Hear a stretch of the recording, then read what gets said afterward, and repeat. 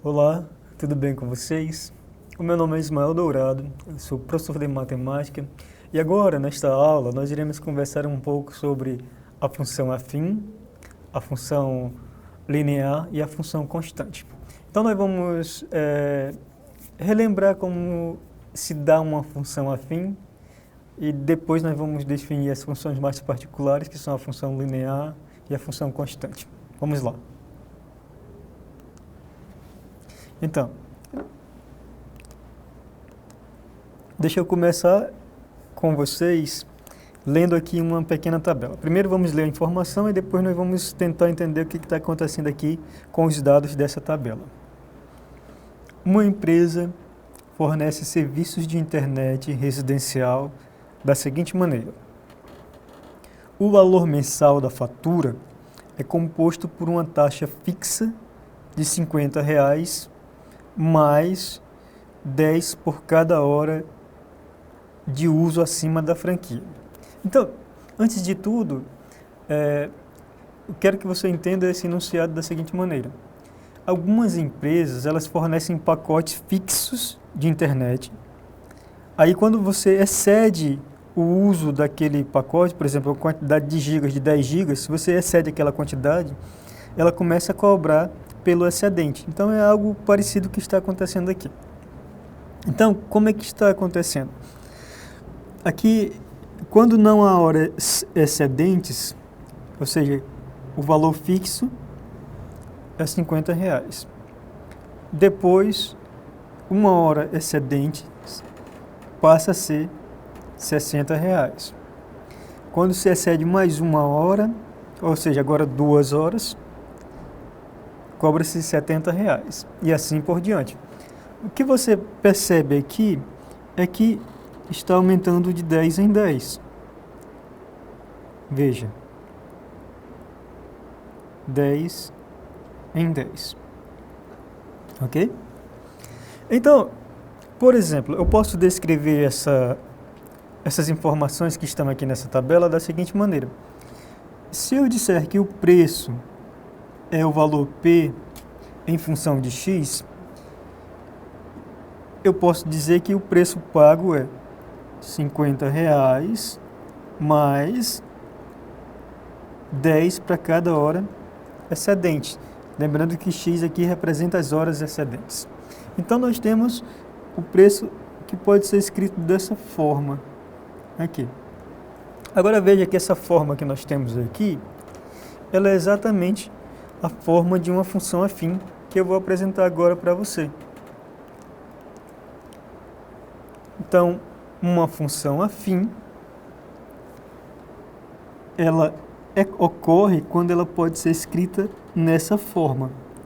F de x igual a x mais b, em que a e b são números reais. Agora eu quero fazer um adendo aqui. Veja, comumente, essa constante a, que fica aqui ao lado do x, ela, nos livros que nós usamos, é diferente de zero. O que acontece é o seguinte, eu posso definir a função afim de duas maneiras. Eu posso definir com um a diferente de zero desde o início, ou eu posso deixar o a livre, que é essa constante aí que fica à frente do x. Em outras oportunidades, eu já defini a função afim com esse a sendo diferente de zero. Aqui eu não vou me preocupar com isso. Por um lado se ganha, mas por um lado se perde. Porque, por exemplo, se eu deixo livre, eu tenho que ter que tomar cuidado para não dividir por zero. Uma situação que não deve ocorrer. Então, ganha-se por um lado, mas perde-se por outro. Pois bem, vamos continuar. Então, deixa eu fazer aqui alguns exemplos para vocês. Por exemplo, f de x igual a 2x mais 1 está de acordo com a forma da função afim. Então, isso aqui também é uma função afim. Do mesmo modo, g de x igual a 2x está de acordo com essa informação aqui. O que acontece é que esse valor b, que é o termo independente está sendo zero. Do mesmo modo, se eu disser que h de x igual a 5, também está de acordo com a definição da função afim, porque aqui ou o a é zero ou o x é zero. São casos da função afim. Já eu vou voltar nesses dois casos aqui, que eles vão ficar mais claros para nós. Vamos resolver uma questão para nós entendermos como se aplica a função afim. Então vamos lá. Uma questão do Enem bem interessante. Eu adaptei só esse final aqui. Daqui a pouco só muda um pouco a forma como é escrito lá. Por muitos anos, o Brasil tem figurado no cenário mundial entre os maiores produtores e exportadores de soja. Entre os anos de 2010 e 2014, houve uma forte tendência de aumento da produtividade, porém um aspecto dificultou esse avanço. Eu estou travando aqui, vamos lá. O alto custo do imposto ao produto associado ao baixo preço de venda foram as coisas que dificultaram esse avanço. Em média, um produtor gasta R$ 1.200 por hectare plantado e vendia, aqui ele gastava, né? Eu falei que gasta, mas gastava no plural, gastava 1.200 por hectare e vendia 50 a R$ 50 cada saca de 60 quilos. Ciente desses valores, um produtor pode, em certo ano, determinar uma relação do lucro L que obteve em função das sacas vendidas. Suponha que ele plantou 10 hectares de soja em sua propriedade, na qual colheu X sacas de 60 quilos. E todas as sacas foram vendidas. Aí a pergunta: qual é a função que representa o lucro desse produtor? Vamos lá. Você deve estar acostumado saber que o lucro ele é dado pela receita, que é aquilo que você vende, menos as despesas. Então, tendo isso em mente, nós vamos montar uma função que depende da receita e do lucro, dessa forma. Eu vou colocar aqui, lucro é igual a receita menos custos, tá? Ok? Nós vimos que o preço por hectares é 1.200. É o que ele gasta para produzir 1 hectare. E nós sabemos que ele produz 10 hectares. Então, o custo dele por esses 10 hectares é R$12.000. Vamos voltar aqui para você ver. Veja, gastava 1.200 por hectares e ele produziu em 10 hectares. Então, 12.000 é o custo da produção. Agora as receitas.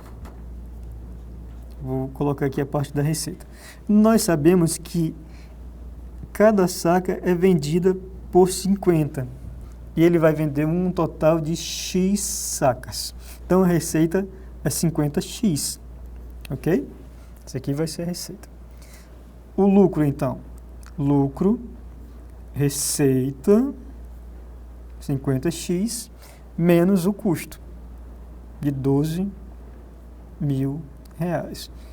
De modo que o lucro pode ser representado por essa função, 50x menos R$12.000. Veja que não é algo tão complicado, não é? Nós só pegamos as informações do texto e trabalhamos com ela de modo a produzir o resultado esperado. E é exatamente esse resultado aqui que está lá no Enem. Depois você pode pesquisar para ver. Pois bem, vamos aproveitar agora para apresentar dois casos particulares da função afim. Lembra que eu disse que eu ia deixar o A livre? O A livre naquela oportunidade é justamente porque eu quero que a função constante seja um caso particular. Se eu disser que o A não é livre, não é zero, por exemplo, aí a função constante acaba não sendo um caso particular da função afim. Então vamos continuar. A função linear, ela é comumente escrita assim, AX, ok? Em que esse A é a taxa de variação dela. Então aqui, dessa forma que nós vamos descrever. O que acontece quando eu olho para a função afim que nós escrevemos anteriores, ax mais b, é que agora o b é zero. Eu não estou tomando ele aqui. E como é que nós podemos entender essa função graficamente? Graficamente, você pode entender assim, ó. Ela sempre vai passar aqui pela origem do plano cartesiano, pelo ponto 0, 0. Então, você coloca aqui o eixo do x, o eixo dos y, e esse gráfico aqui representa a função linear. É claro que agora você pode inclinar ela mais para cima, mais para baixo, ok? E está tudo bem. Agora, a função constante, eu vou escrever ela assim, ó, g de x igual a b. O que diferencia dessa outra aqui é que essa parte ax não existe. O a pode, nesse caso, pode ser zero e não tem problema. E eu vou escrever ela graficamente da seguinte maneira. Está aqui o eixo do x, o eixo dos y, e ela tem esse gráfico aqui. Ok? É assim que você escreve o gráfico da função afim. Agora, uma coisa importante é que esses valores aqui, quando você olha para a função afim, vou fazer um gráfico mais geral aqui, ok? Assim. Esse aqui é o gráfico da função afim. Esse valor de interseção aqui, esse ponto de interseção, ele representa esse valor B aqui. Só quando eu olho, só relativamente ao eixo Y, tá? E esse valor aqui, relativamente ao eixo X, é a raiz da função. Esse ponto aqui é o ponto 0B, se você quiser olhar dessa forma. E esse ponto aqui é o menos B sobre A, 0, que é a raiz. Nesse caso aqui, o A é diferente de 0. Então tenha isso em mente, tente, sempre que você estiver trabalhando com função, tente olhar o gráfico e entender o gráfico da função, porque o gráfico diz muito sobre a função com a qual você está trabalhando, seja ela a função afim, a função quadrática, a função exponencial ou a função logarítmica. Vamos continuar então.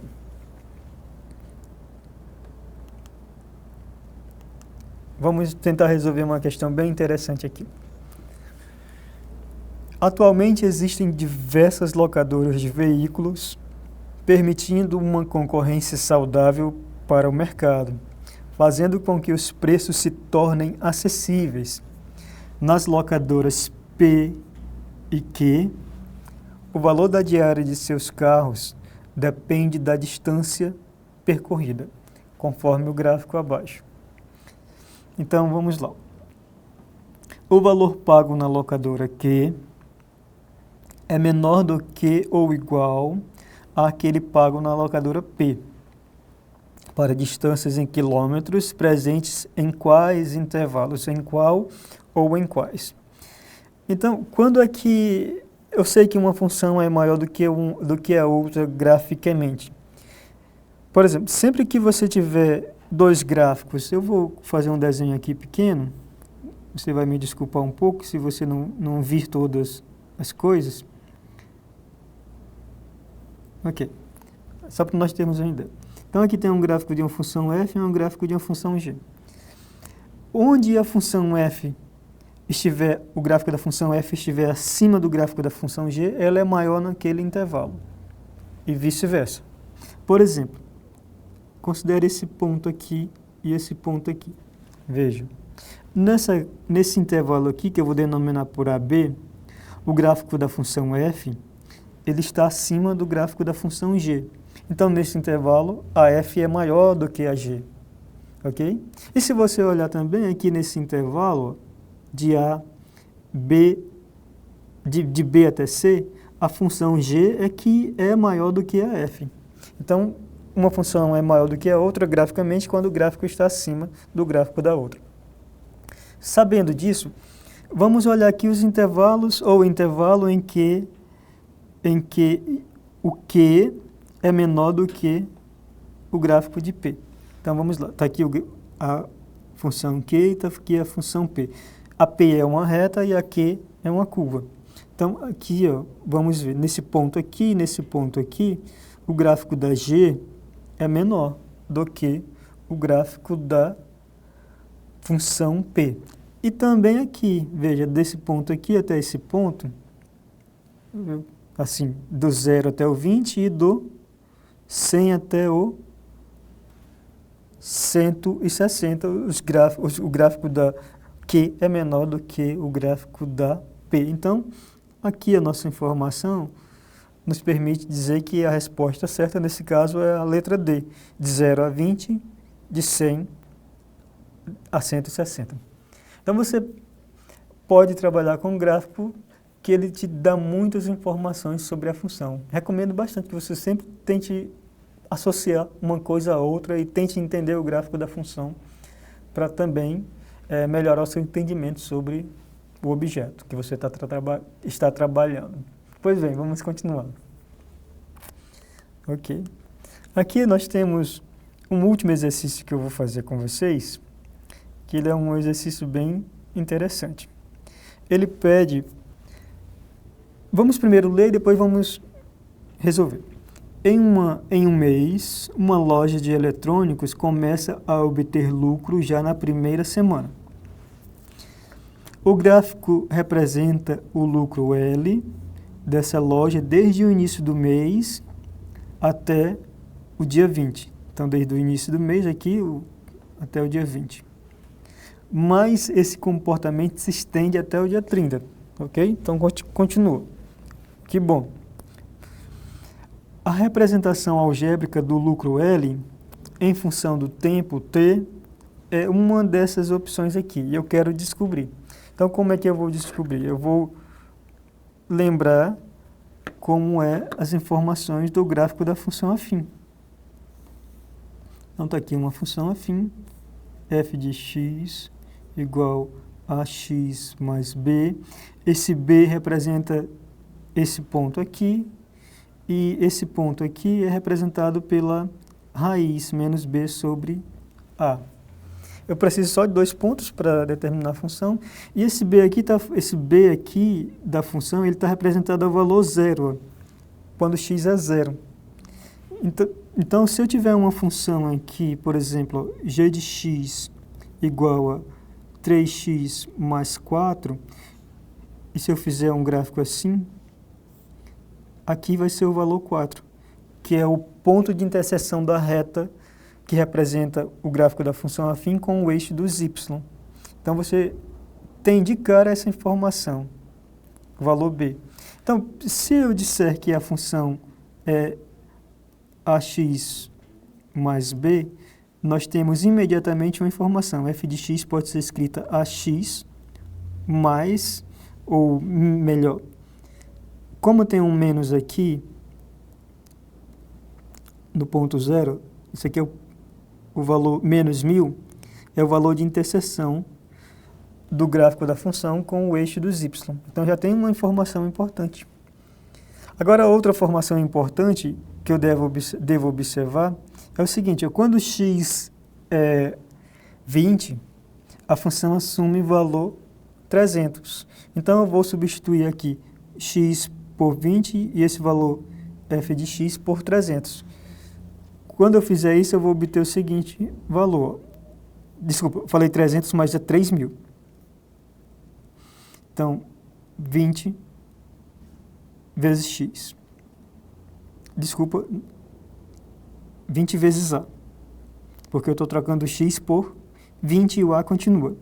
Menos 1.000. Agora vamos resolver.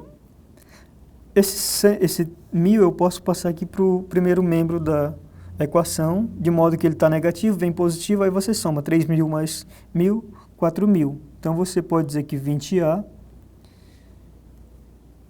igual a 4.000.